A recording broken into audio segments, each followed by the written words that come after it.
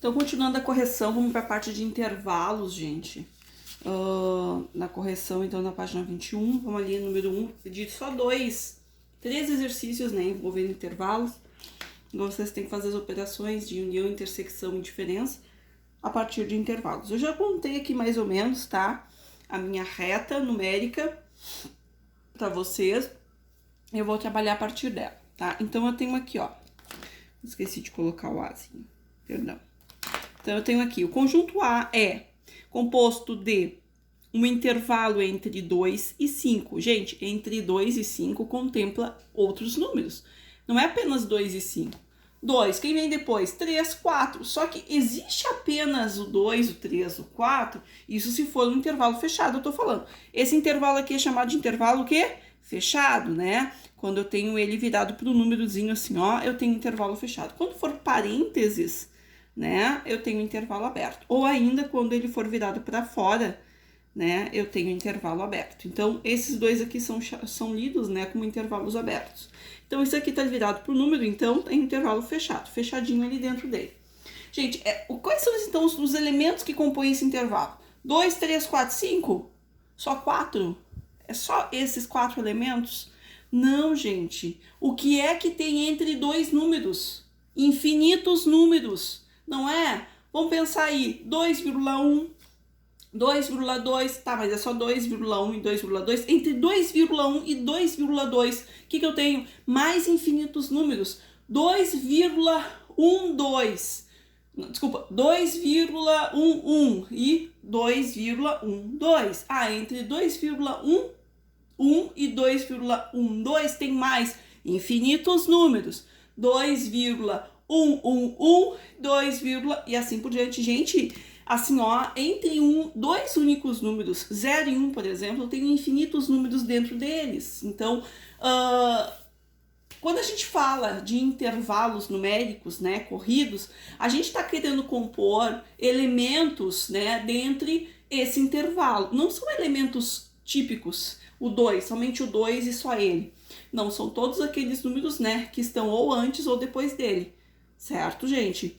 O que é o intervalo fechado? Significa que aquele elemento pertence àquele conjunto. O intervalo aberto significa que ele está ali apenas para delimitar o conjunto, né? Ele não faz parte daquele conjunto. Então, eu tenho aqui, ó, intervalo entre 2 e 5, então eu faço aqui né? Digo o quê? Que todos os números compreendidos entre 2 e 5, né, fazem parte desse intervalo, e o 2, inclusive, está dentro desse intervalo, porque ele está fechado, e o 5 também. Lembrando da reta, né? A reta numérica, então, ela tem um sentido, né? O sentido positivo. E a B, o B aqui, o conjunto B, ele é fechado em 5. E quando eu falo de mais infinito ou menos infinito, tenho sempre que entender que o mais ou menos infinito é um intervalo aberto. Até porque a gente sabe qual é o fim do infinito? Não, né? Então, eu vou deixar o intervalo aberto, ok? Bom, montei aqui, lembrando que eu tenho que sempre observar, né, a crescência da minha reta. Então, eu coloquei 2 aqui e o 5. A próxima reta que eu for escrever, eu tenho que obedecer essa regrinha. Eu não vou colocar o 5 aqui, né? E eu não vou colocar o 5 para lá. Eu tenho que observar se eu coloquei o 5 aqui e a 5 também, então eu vou colocar um embaixo dele e vou continuar. Ou seja, eu tenho que olhar para a reta de cima e fazer a concordância, né, numérica. Se fosse 3 aqui, 3 tá mais para cá, então eu colocaria a bolinha aqui, né, para fazer a minha reta. Vamos às operações, então. União. O que é união mesmo? União junta tudo. Então, eu faço um tracinho aqui. Fazer um tracinho aqui. Então, ele vai ficar do 2 fechado, né? Até qual é a última parte do B? É o mais infinito. Então, ele fica assim, né? Mas tem aqui, ó, mas tem o 5 aqui, né? O que eu faço com esse 5? Gente, ele tá só dizendo que o conjunto A começa em 2, termina em 5, e o B começa em 5 e vai para mais infinito. Se eu tô pedindo a união deles, eu tô querendo todos os conjuntos, né? Tudo, juntar tudo. Então, o 5 aqui, ele acaba ficando... como é que a gente compreendido dentro desse intervalo sem estar de forma explícita. Ele acaba ficando implícito ali no meio daquele intervalo todo. Intersecção. Intersecção. O que é intersecção? O que tem de comum entre eles? vamos olhar para cá. O que tem de comum entre eles? Bom, o intervalo antes do 5, o B não tem. E o intervalo depois do 5, o A não tem. Então, a única coisa que eles têm em comum é o quê? É o 5. É um único elemento. É o 5. É o próprio 5, que é comum aos dois. Diferença. O que o A tem que o B não tem? Gente, quando eu falo de uma diferença, o que nos importa, o que importa para nós é o primeiro conjunto que aparece. Ou seja, o A é aquele que vai dizer assim, ó, o que o A tem de diferente que o B não tem? O que o A tem que só o A tem e o B não tem? Então, eu vou olhar para o A e ele é minha estrela, né? Ou seja, o primeiro conjunto que aparece é a estrela do nosso exercício. Então, o que o A tem que o B não tem? Ah, ele tem todo esse conjunto aqui. Olha aqui, tudo isso aqui o B não tem, ó, olha para cá, que é o B. Ó, tudo isso aqui o A tem e o B não tem. Então, eu vou lá jogar para baixo, tá? Coloco aqui o 2, sempre seguindo na nossa referência, e vou até o 5. Tá, mas deixa eu perguntar uma coisa.